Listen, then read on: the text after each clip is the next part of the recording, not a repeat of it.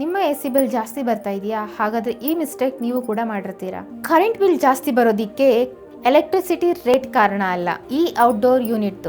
ಇಲ್ಲಿ ಡಸ್ಟ್ ಬಡ್ ಡಟ್ ಹೀಗೆ ಬ್ಲಾಕ್ ಆದ್ರೆ ಏನಾಗುತ್ತೆ ಅಂತಂದ್ರೆ ಅದು ಬ್ಲಾಕ್ ಆಗುತ್ತೆ. ಸೊ ಹೀಟ್ ಅನ್ನೋದು ಪ್ರಾಪರ್ಲಿ ಹೊರಗೆ ಹೋಗೋದಿಲ್ಲ. ಆಮೇಲೆ ಕಂಪ್ರೆಸರ್ ಮೇಲೆ ಹೆಚ್ಚಾಗಿ ಪ್ರೆಷರ್ ಬೀಳುತ್ತೆ. ಆ ಪ್ರೆಷರ್ ಏನಿದೆ ಅದು ಡೈರೆಕ್ಟ್ ಆಗಿ ಕರೆಂಟ್ ಬಿಲ್ ಆಗಿ ಕನ್ವರ್ಟ್ ಆಗುತ್ತೆ. ತುಂಬಾ ಜನ ಸಡನ್ ಆಗಿ ಇದು ಗ್ಯಾಸ್ ಪ್ರಾಬ್ಲಮ್ ಅಂತ ಅನ್ಕೋಬಿಡ್ತಾರೆ.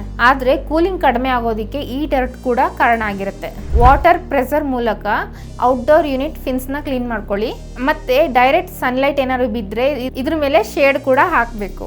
ಮತ್ತೆ ಇನ್ನೊಂದು ಬಿಗ್ಗೆಸ್ಟ್ ಮಿಸ್ಟೇಕ್ ಏನಂದ್ರೆ 18 ಡಿಗ್ರಿನಲ್ಲಿ ಹೋಲ್ ನೈಟ್ AC ನ ಆನ್ ಮಾಡಿ ಇಡ್ತೀರಾ, ಅದು ಕೂಲ್ ಆಗೋದಿಲ್ಲ. ಅದ್ರ ಬದಲಾಗಿ ಕರೆಂಟ್ ಬಿಲ್ ಜಾಸ್ತಿ ಆಗುತ್ತೆ. ಇನ್ಸ್ಟೆಡ್ AC ನ 24 ಡಿಗ್ರಿನಲ್ಲಿ ಟ್ರೈ ಮಾಡಿ.